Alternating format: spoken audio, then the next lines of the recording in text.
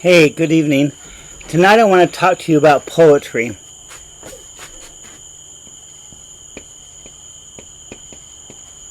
And probably many of you dislike poetry because of the way it's been taught to you. Now, I love poetry. I was taught to write poetry when I was 6 years old in first grade, and that was before I could even read very well. And we wrote poetry that whole year from the time I was 6 until I was 7. And it was an experiment because they liked to experiment on us back then. And every year was an experiment for my education. This was public school, by the way. It was a first, second grade class split. And some money from the state had been set aside to teach students poetry.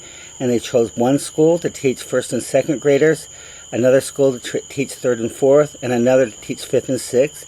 At the end of that year, after we had learned how to write poetry, they gathered all of the best poems that these students from 6 to 12 years old had written and put them in a book called When the Dipper Spills. So I was a published author at the age of 7. It's a miracle. I just learned how to read by that time, too. Anyway, I love poetry. Poetry has been around as long as human beings have been around. So more than 200,000 years. Now, if you want to go look at some of the oldest written poetry in Western culture, you can go to the Bible and read the Song of Songs, for example. Or some people call it the Song of Solomon. That's in the King James way of doing it, but it's called the Song of Songs because poetry has always been meant to be spoken, because poetry happened before we had the written word.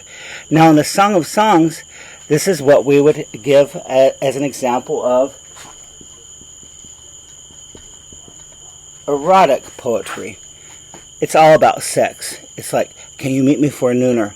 And then the guy replies back, etc. So, if you want to read pornography in the Bible, go back and read the Song of Songs.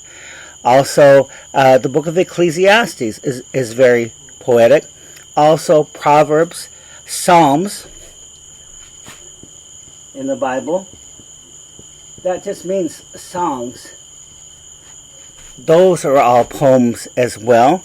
If you are a religious person and you sung hymns, those are all poems too. Same thing with modern rock and roll music or rap music. All of that is poetry. So for me, I love poetry because it's everywhere around us, and poetry relates to our lives, our loves, our feelings, and also our experiences. So, and it does it in a very brief way. And that's the beauty of it.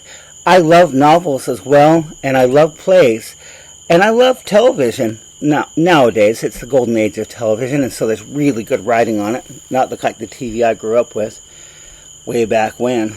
But poetry does it more briefly than a 45-minute episode of television with 15 minutes of advertising. Poetry takes language and compacts it into the nugget of truth. And one thing we need to realize when we're reading poetry is that we have authors who write it, and that's the author.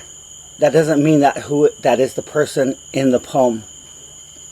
The person in the poem speaking is called the speaker.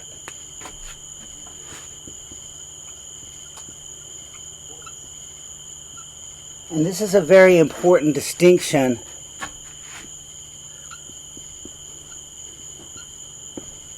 between the speaker and the author. There are some poems that we call confessional poems, where it is the author confessing his or her musing or observation or desire or longing or sadness or whatever emotion it may take. But an author can always, and often, almost always does, create a speaker in the poem that is not his or herself. It's somebody else. So what I want you to do right now, and we'll go through this poem, and it's a long poem and it's complicated, and I'm going to read it to you and explain it to you because I don't want you to get discouraged. And this will be the most difficult poem probably that we talk about this semester. And it is on page 537. So page 537 in your literature to go. It's almost like they anticipated the virus, isn't it? Well, I don't want literature to dine in. I just want literature to go, man. Okay, literature to go. Okay, so on page 537, we have T.S. Eliot. T.S. Eliot, who wrote the love song of J. Alfred Prufrock back in 1917. So a little more than 100 years ago. And the speaker in this poem is not T.S. Eliot. It is J. Alfred Prufrock. Now, J. Alfred Prufrock, can you imagine? I don't know how many of you have your first initial and then your middle name and your last name. Like for me, it would be W. Scott Parkin. That's very, very, very fancy. Anyway, he's a person who wishes to be fancy, who wishes to fit in, who longs to find love, but he's an old man. Probably about my age, except for he doesn't have much hair left. And hold on, I think I still have some. See, I'm beating up on J. Alfred, because I do have hair, and he does not. He worries about combing it over like Donald Trump to cover up the bald spot. Alright, so we're on page 537, and you should listen to me reading this poem a few times. Always with poetry, you cannot get the meaning on the first reading. Why? Because it's so dense. So read it one time, read it another time out loud, and then read it again, and think about it, and read it a fourth, or a fifth, or a sixth, or seventh time. Alright. Let us go then. This is J. Alfred saying. Let us go then, you and I, when the evening is spread out against the sky like a patient etherized upon a table. Let us go through certain half-deserted streets, the muttering retreats of restless nights in one night, cheap hotels, and sawdust restaurants with oyster shells. Now, I don't know about you all, if you've stayed in motels or not. I've been in a few motels. But one-night motels tend to have a connotation of prostitution. So, not making liaisons, not out of love or out of survival, but just out of lust. Streets that follow like a tedious argument of insidious intent to lead you to an overwhelming question. And this is the question.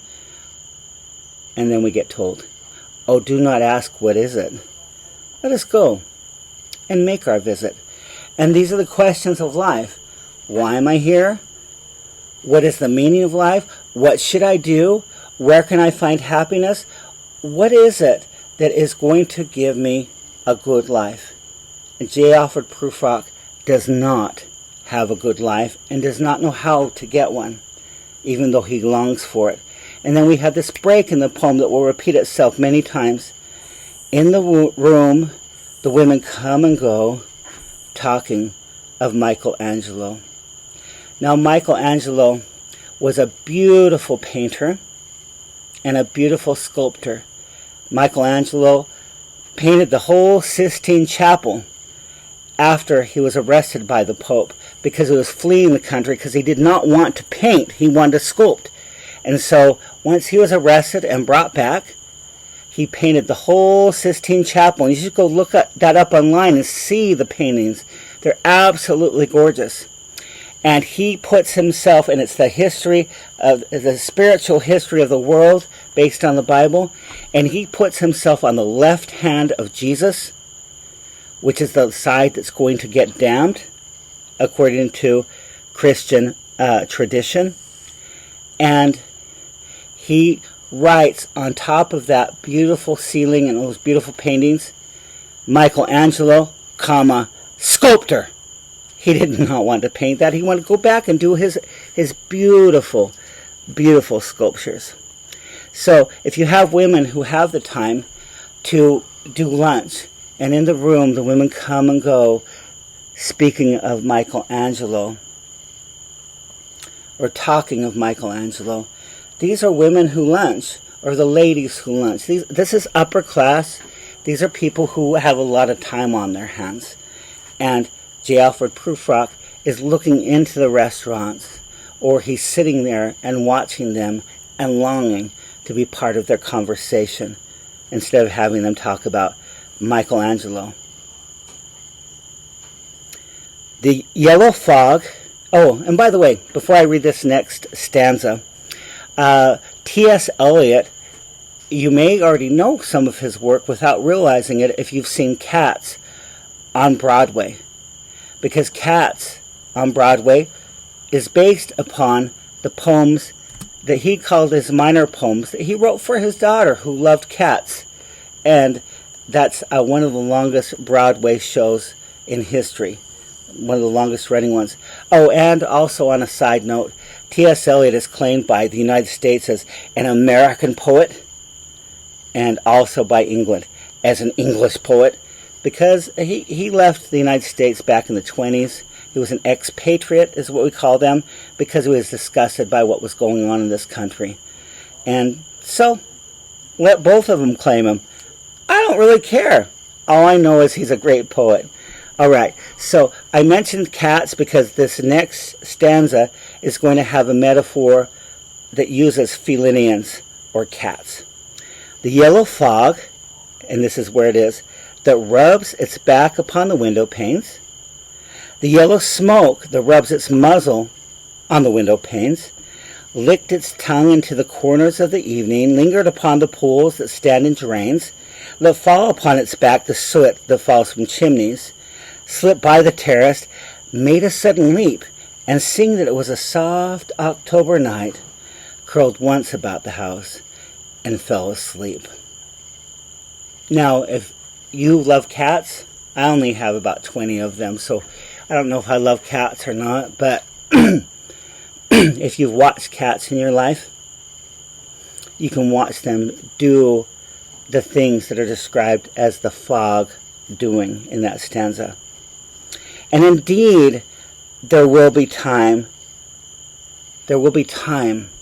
And this is drawing from the book of Ecclesiastes in the Bible, which is my favorite book because I'm a humanist. And I love what it says about how do you find meaning in life. Because I don't believe in any afterlife or in any higher power at all. But I believe in life itself, and I believe in people.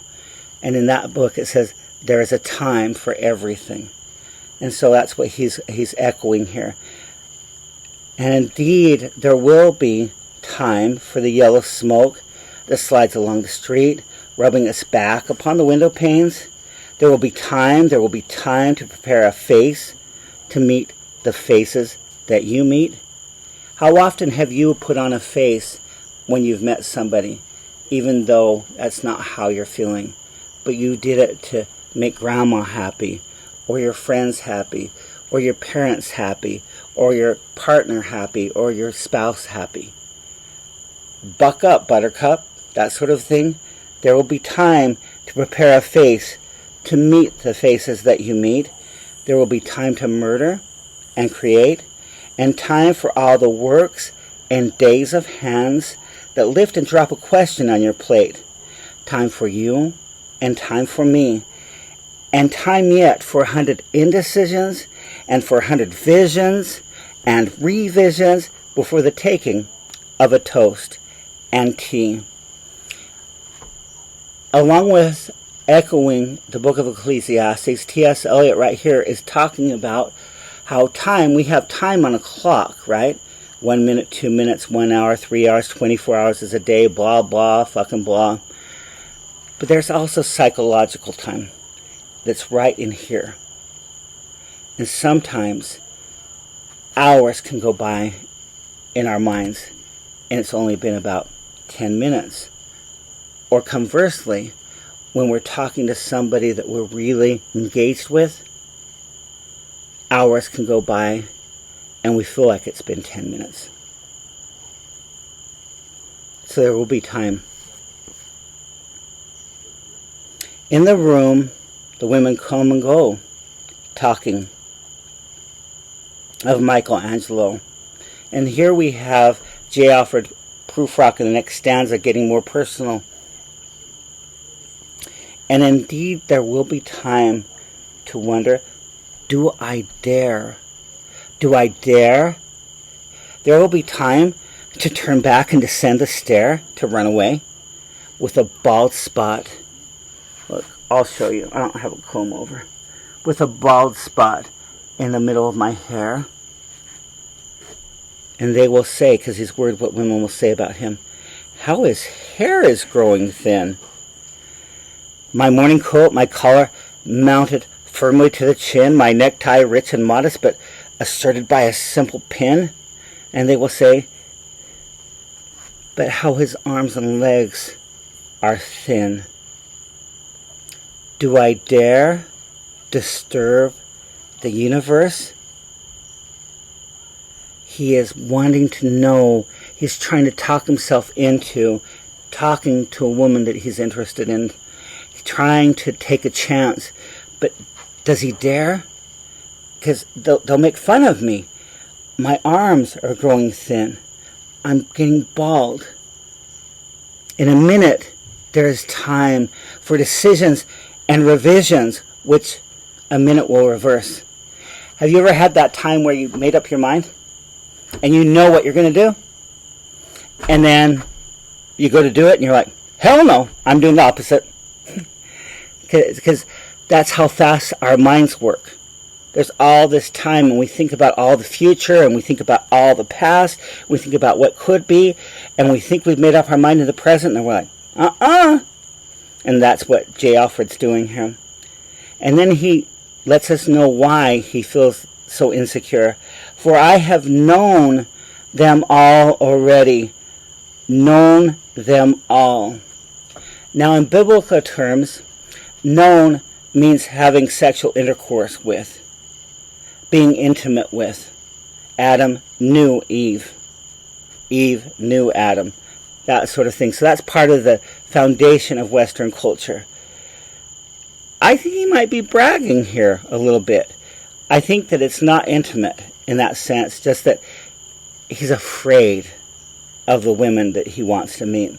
For I have known them already, known them all. I have known the evenings, mornings, afternoons. And this is how he's spent his time. I have measured out my life with coffee spoons. I don't know about you guys. I've been married twice. I've been engaged, I guess 3 times. 3 times. I don't count my life by how many coffee spoons I have used or that I've hung on the wall as a trophy. Because I don't hang them on the wall because I'd rather interact with people. Okay? But he has measured out his life with coffee spoons. I know the voices dying with a dying fall beneath the music from a farther room. Now that is a very nuanced reference to having sex, because traditionally in Western culture, I die meant I am coming. But here we have it that he's hearing people screaming in other rooms when they're having sex, but he has to put it with the fall, as in the fall of Adam and Eve, voices dying with a dying fall, which leads to condemnation in his mind. So how should I presume? And I have known the eyes already. I have known them all. Brag, brag, brag, brag, brag. You want to hear what I did on Friday night? Okay. The eyes that fix you in a formulated phrase. And when I am formulated, sprawling on a pin, when I'm pinned and wriggling on the wall, then how shall I begin to spit out the butt ends of my days and ways? So he has had interaction where not only did the conversation not go the way he wanted it, but it turned into him being a bug and him being pinned onto a wall to save in formaldehyde. How should I presume? And I already know the arms, already known them all. Arms that are braceleted and white and bare, but in the lamplight downed with light brown hair. Is it perfume from a dress that makes me so digress? This is a lonely motherfucker, okay? Arms that lie along a table or wrap around about a shawl. And should I then presume? And then how should I begin? Shall I say, I have gone at dusk through narrow streets and watched the smoke that rises from the pipes of lonely men in shirt sleeves leaning out of their windows. Which has been his life. Okay? He has been a lonely man leaning out his window in the evening time, hoping to see somebody that will give him happiness. And then he realizes and draws back. I should have been a pair of ragged claws scuttling across the floors of silent seas. That's deep despair right there. And the afternoon, the evenings, sleep so peacefully, smoothed by long fingers, asleep, tired, or it malingers, stretched on the floor here beside you and me. Should I, after tea and cakes and ices, have the strength to force the moment to a crisis? But though I have wept and fasted, wept and prayed, though I have seen my hair, grown slightly bald, brought in upon a platter, I am no prophet, and here's no great matter. I have seen the moment of my greatness flicker, which means gone. And I have seen the eternal footman hold my coat and snicker. And in short, I was afraid. So here we have a reference to John the Baptist's head being brought in on a platter. We also have proof rock referencing the footman, the eternal footman, who is the angel of death, waiting for him, and he was afraid. And would it have been worth it after all, and the cups, the marmalade and tea among the porcelain, among some talk of you and me? Would it have been worthwhile to have bitten off the matter with a smile? To have squeezed the universe into a ball, to roll towards some overwhelming question, say, I am Lazarus come from the dead. Come back to tell you. I shall tell you all. Would it have been worth it if I was a superhero? If I was like Lazarus who Jesus raised from the dead in the New Testament? If the person I was sleeping with looked at me, if one settling a pillow by her head should say, that is not what I meant at all. That is not it at all. All right, so I'm going to stop right there, and that's about line 100, and you'll read the rest of that poem as well, understanding that here is a man who longs for connection with himself, with the universe, with a partner, and he is too afraid to actually get it because he's too old, he's too lonely, he's already knows too much. Nice talking to you.